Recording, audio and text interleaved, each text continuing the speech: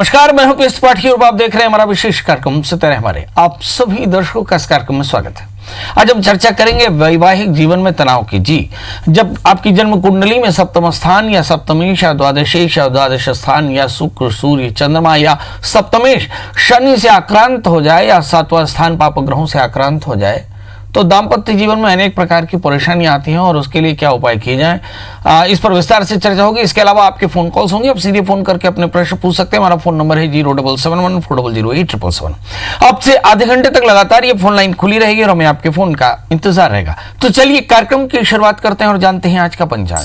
आज शुभ संवत 2077 शक 1942 सूर्य उत्तरायण का ज्येष्ठ महीने की कृष्ण पक्ष की प्रतिपदा तिथि और दिन शुक्रवार। आज प्रतिपदा दोपहर 1:02 तक होंगे। विशाखा नक्षत्र 8:38 तक का चंद्रमा वृश्चिक राशि में होंगे। आज का राहु काल 10:23 से 12 बजे तक होंगे। तो दोस्तों, ये तो था पंचांग और अब बात करते हैं वैवाहिक दाम्पत्य जीवन के व्यवधानों की। जी, कई बार ऐसा होता है कि पति पत्नी के रिश्तों में परेशानियां आ जाती हैं और ये छोटी छोटी गलतफहमियां कई बार बड़े दाम्पत्य जीवन में दरार की वजह बन जाती हैं। तो इसकी वजह भी हमें देखनी पड़ेगी।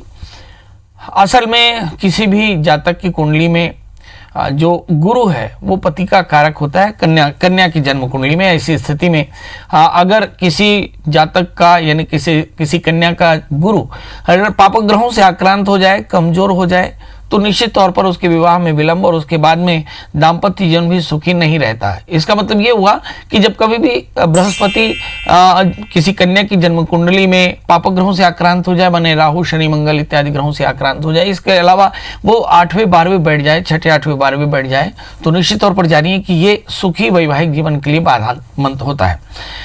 मोटे तौर पर ये जान लेना चाहिए कि किसी भी कन्या के विवाह में गुरु का मजबूत होने से ही सब प्रकार की समृद्धि मिलती है, धन धान्य मिलता है, सुख की जो इच्छाएं वो पूरी होती हैं और जीवन भी काफ़ी बेहतर होता है।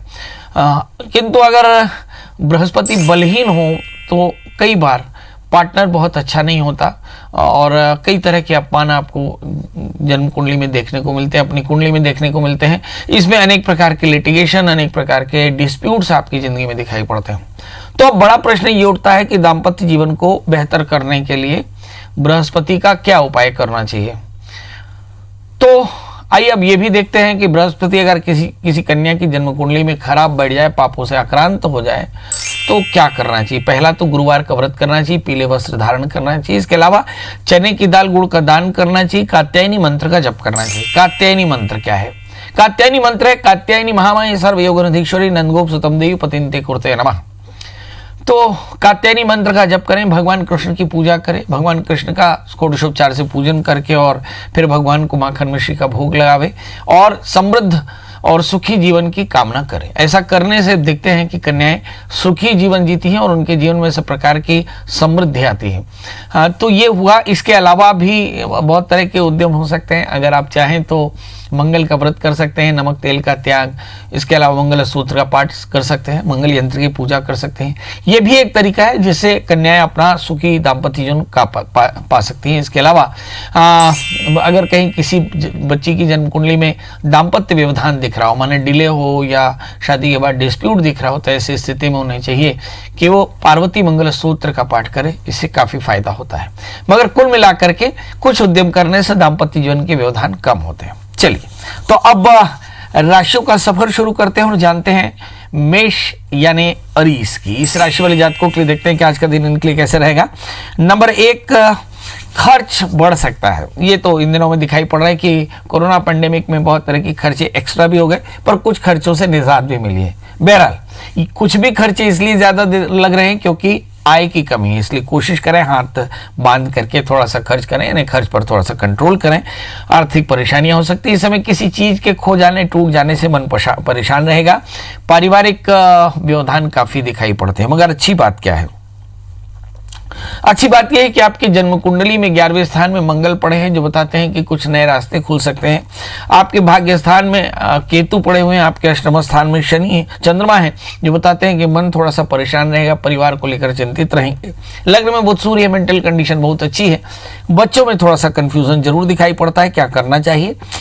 राहु के मंत्र का जप करें, गरीबों की सेवा करें, खासकर दवा का दान करें तो आज का दिन आपके लिए बेहतर होगा। बात कर लेते हैं दोस्तों वृषभ यानी टॉरस की। लग्न में शुक्र पड़े हुए हैं, जिंदगी में कुछ बड़े पॉजिटिव चेंजेस आने वाले हैं। आपको अपनी रूटीन में थोड़ा सा सावधान रहना चाहिए क्योंकि मंगल बैठ गए दशम स्थान में, और यहाँ पे इस राशि वाले जातकों के लिए शुक्र के कारण थोड़ा सा तनाव और दशम मंगल के कारण मुझे से लगता है कि फायरी बहुत ज़्यादा रह सकती है। इस समय दूसरे स्थान में राहु, किसी तरह का शॉर्ट टर्म इन्वेस्टमेंट बिल्कुल ना करें। 12वें स्थान में सूर्य पड़े हैं, हेल्थ का बहुत ध्यान रखना है और संतान को लेकर के थोड़ी चिंता हो सकती है। अगर ऐसा हो तो गणपति का पूजन करें, गणपति अथर्वशीष का पाठ करें तो आज का दिन आपके लिए बेहतर होगा। बात कर लेते हैं दोस्तों मिथुन यानी जमनाई की इस राशि वाले जातकों के लिए देखते हैं कि बहुत तरह के अच्छे समाचार मिलने वाले हैं। अच्छे समाचार ये अंडरलाइन इसलिए क्योंकि मिथुन राशि में लग्नस्थ राहु और 8वें स्थान में मंगल बृहस्पति होने के कारण काफी व्यवधान रहे। रुके हुए काम आपके पूरे होंगे और इसके अलावा मनोबल आपका बढ़ने वाला है। भगवान सूर्य को अर्घ्य दें, आदित्य हृदय स्तोत्र का पाठ करें, पंजीरी का दान करें तो आज का दिन आपके लिए बेहतर होगा। बात कर लेते हैं कर्क राशि की इस राशि वाले जातकों के लिए देखते हैं कि रिश्तों में अलगाव की परिस्थितियां बन सकती हैं, तनाव थोड़ा सा ज्यादा रहेगा। मुझे लगता है कि आपकी जिद आपके लिए पैनिक हो सकती है और भगवान शिव का पूजन करें, दूध चावल का दान करें यानी खीर का दान करें तो आज के दिन बेहतर होगा।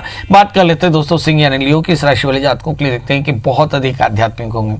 एग्जैक्टली अगर लग्नेश भाग्य स्थान में हो तो आध्यात्मिकता बढ़ती है, अवसर भी आपके पास बढ़ते हैं, संपत्ति का योग बनता है। और इसके अलावा अगर हम सिंह राशि वाले जातकों के लिए देखते हैं कि चंद्रमा जो है चौथे स्थान में, तो निश्चित तौर पर मुझे से लगता है कि चंद्रमा मनस हो जाता है, परिवार को लेकर के थोड़ी चिंता होती है, स्थान परिवर्तन, घर बदलने या कार बदलने की परिस्थितियां बन सकती है। पर याद रखें जो भी करें सोशल डिस्टेंसिंग का पालन करें, सामाजिक दूरी बनाकर रखें। इस राशि वाले जातकों के लिए जो सबसे महत्वपूर्ण बात है कि छठे स्थान में शनि बैठे हैं।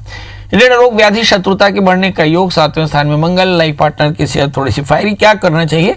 हनुमान जी का दर्शन करें, हनुमान चालीसा का पाठ करें, लड्डुओं का भोग लगाएं तो आज का दिन बेहतर होगा। बात कर लेते हैं दोस्तों कन्या यानी वर्गों की इस राशि वाले जातकों के लिए देखते हैं कि हेल्थ को लेकर के थोड़ी चिंता, परिवार का पूरा सहयोग मिलेगा। क्या करना चाहिए? इस राशि वाले जातकों के लिए चाहिए कि ये अपने एनर्जी को सही तरह से चैनलाइज करें। कन्या राशि वाले जातक दूसरे स्थान में चंद्रमा, मन थोड़ा सा चंचल होगा। चौथे स्थान में केतु, वाहन के योग बन सकते हैं। दशम स्थान में राहु, मुझे लगता है वर्क प्लेस में ज्यादा ध्यान देने की जरूरत पड़ेगी। भाग्य स्थान में शुक्र पड़े जो बताते हैं कि आध्यात्मिकता यानी भगवती महामाया की पूजा आपके लिए फायदेमंद हो सकती है। क्या करना चाहिए?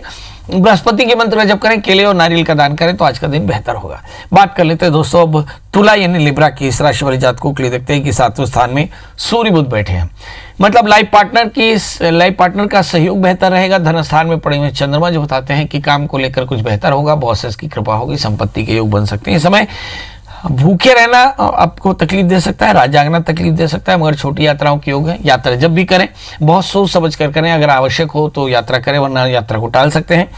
क्या करना चाहिए? महामाया की पूजा करना चाहिए, शुक्र के मंत्र का जप करना चाहिए, पंचामृत का दान करना चाहिए तो आज का दिन आपके लिए बेहतर होगा। बात कर लेते हैं दोस्तों वृश्चिक राशि की। लग्न में चंद्रमा है, 8वें स्थान में राहु।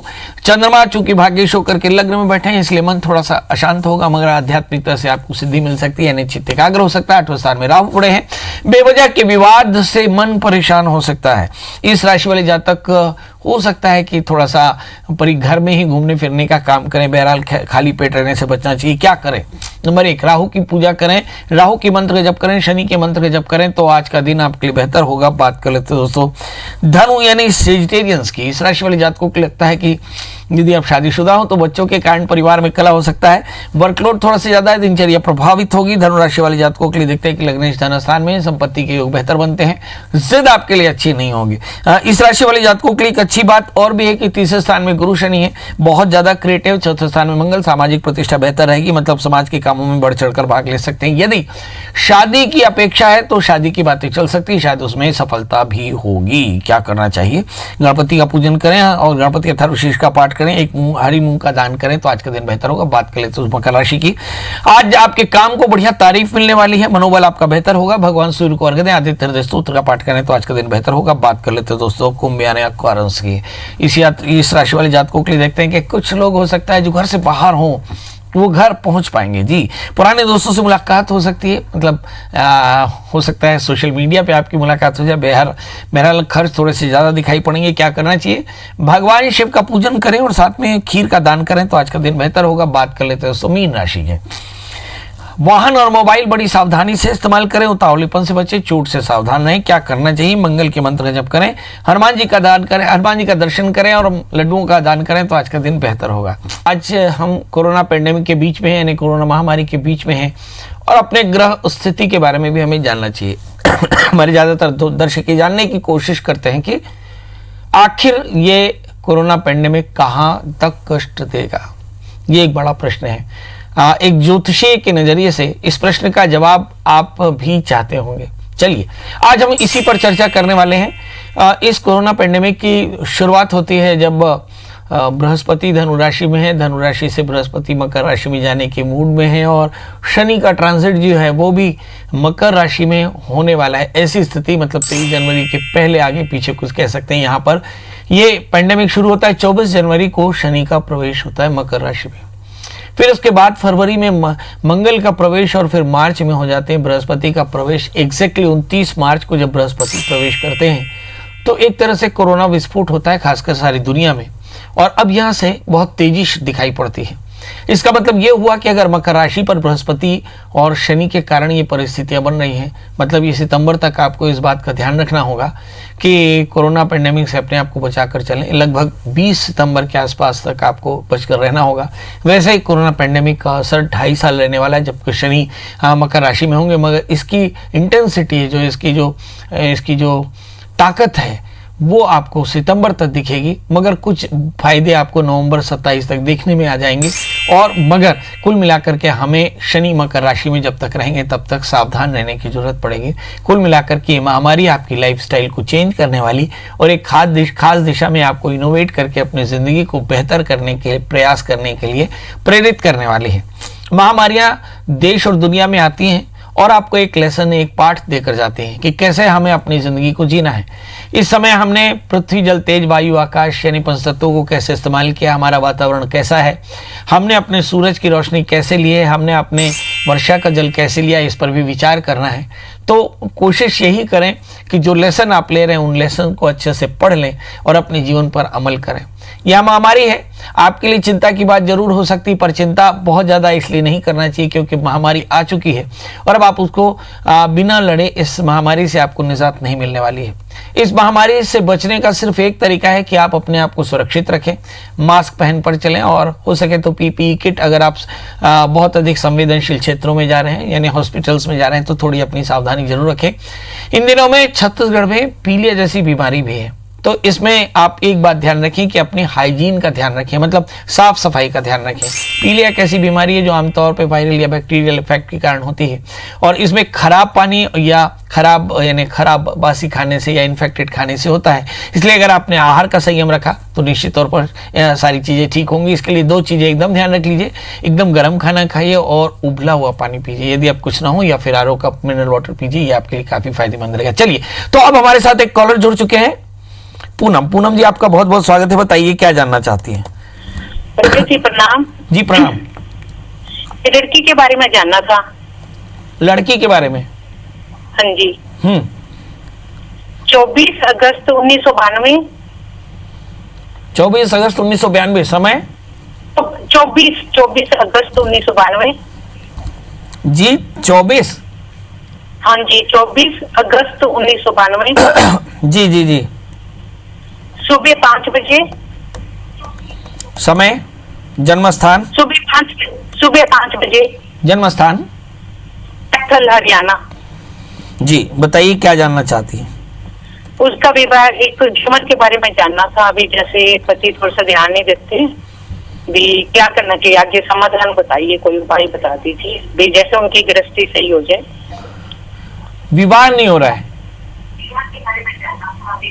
हेलो, टीवी की आवाज बंद कर दीजिए, शायद समझ नहीं आ रही है आपकी बात। चलिए, आप जो मेरे समझ में आया कि आप विवाह के लिए शायद प्रश्न कर रहे हैं। इस बच्चे का जन्म लग्न कर्क है, राशि इसकी मिथुन है, 7वें स्थान में शनि है। विवाह में विलंब हो सकता है, शादी से पहले एक छोटा सा कुंभ विवाह कराएं, मंगल का व्रत करें और 4 कैरेट का टोपास, 4 कैरेट का मोती पहने तो बहुत जल्दी इनकी मनोकामनाएं पूर्ण होगी।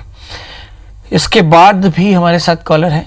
आज हम चर्चा कर रहे हैं कि कोरोना पेंडेमिक में कैसे अपनी आचार विचार को संभाल कर रखें, ये एक बड़ी बात है। आज हमने ये भी चर्चा की कि किस प्रकार हम दाम्पत्य जीवन के व्यवधानों को दूर कर सकते हैं। तो दाम्पत्य जीवन के व्यवधानों के लिए माना गया है कि चाहे लड़की हो चाहे लड़का हो, उसका सप्तम स्थान या 12वां स्थान, ये दोनों ही अगर प्रभावित हो तो 7वां स्थान एसोसिएशन का होता है, 12वां स्थान शैया का होता है।